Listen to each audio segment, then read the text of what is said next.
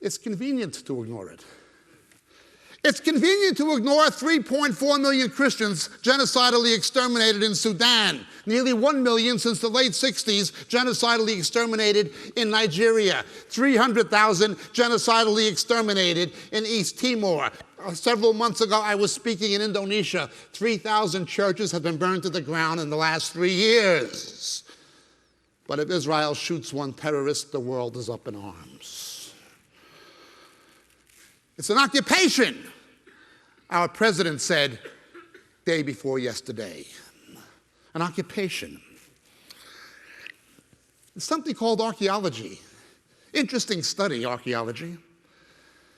Archaeology tells me that Hopi Indians and Apache Indians were in Arizona long before Europeans or Asians or blacks, Hispanics.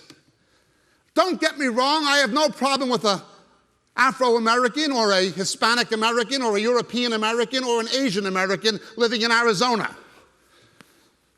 But don't tell me an Apache is an occupying presence. How can an indigenous people logically be called an occupying presence? A Maori cannot occupy New Zealand. An Apache cannot occupy Arizona. But according to the President of the United States, a Jew can occupy Bethlehem.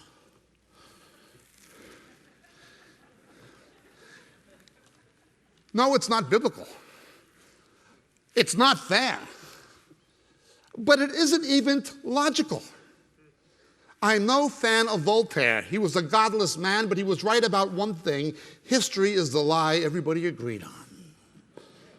I'm no fan of Nazis, but Goebbels was right about one thing. If you tell a lie often enough, people will think it's the truth. But let's continue. What happens after Israel withdraws from Gaza? The first thing happened was they closed all the Christian bookshops. And Hamas began persecuting Christians, saying, we're going to take your children and kill you unless you become a Muslim. That wasn't reported by the media. That's what they did in Lebanon after Bush Sr. gave them Lebanon. That's what they did in Gaza after Bush Jr. gave them Gaza. What do you think they're going to do in Hebron, Bethlehem, and Nablus if the American government has its way? What will happen to our brethren in Christ? They will turn their backs not simply on Israel, but on the persecuted church. Why? The Bush dynasty is simply a dynasty, like any other political dynasty. It began with Prescott Bush, the grandfather of the present president, the United States Senator. He was director of a company whose assets were confiscated by the American government in 1942 because they were business partners with Nazi interests who were financially structuring the Third Reich.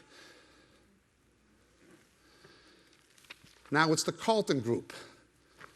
Former Secretary of State James Baker, the lawyer for Saudi Arabians in the class action suit against the 9/11 victims' families, is the general counsel of the Carlton Group, of which the Bush family are senior investors, co-investors in partnership with the House of Saud. The same people responsible for the floggings, for the decapitations, for the imprisonment of our brethren, the religion of peace. But this is only politics and politicians. These are only the oil whores of corporate America. My concern is the church. Go on any human rights website. Documenting the persecution of Christians in the Islamic world, the statistics are shocking. But if you ask the question, we are being told repeatedly that it is a religion of peace and tolerance by the left-wing media, by the White House, by the academics, by the Council of Islamic American Relations. We're a religion of peace and tolerance. I have been to Morocco. I've been to the Persian Gulf. I have been to Egypt. I have been to Turkey. I have been to Brunei. I have been to Malaysia. I've been to Indonesia. I've been from one end of the Muslim world to another. I've been to many Muslim countries. I've been to most Muslim countries many times.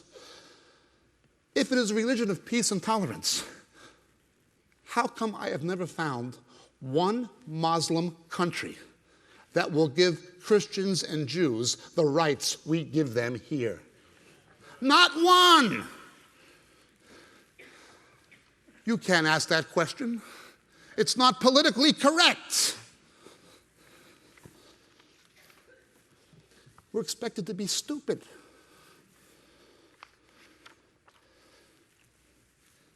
Religion of peace and tolerance? There are nearly 4 times as many conflicts in the world today involving Islam as all of the other religio people groups put together. By some estimates, upwards of 80% of the conflicts in the world involve Islam. We just began a new orphanage in Tanzania, infringing Saudi-funded Islamic fundamentalism, persecuting Christians throughout Africa, Malawi, Tanzania, Kenya. Getting worse as we speak. What does our government say? Nothing. Islamists call for the elimination of Christians in Pakistan. You know how many Christians are killed in Pakistan? They're our allies. Let's talk about moderate Muslims. Countries that receive economic aid from America, like Egypt and Jordan. You become a Christian in Egypt or Jordan, you will be arrested. Even in Egypt and Jordan, there are hundreds and hundreds of honor killings of women annually. These are the moderate Muslim countries. Forget about Iran. Forget about Saudi Arabia and some of the Emirates. But again, these are just politicians. Islam's well-financed campaign with petrodollars, as Bridget so aptly explained last night, is making tremendous inroads into the Western world, now America, but I live in England. Firemen, firefighters in England have to attend Islamic awareness seminars. What does that have to do with putting out fires? Except the ones that they set when they put bombs on the subways in London.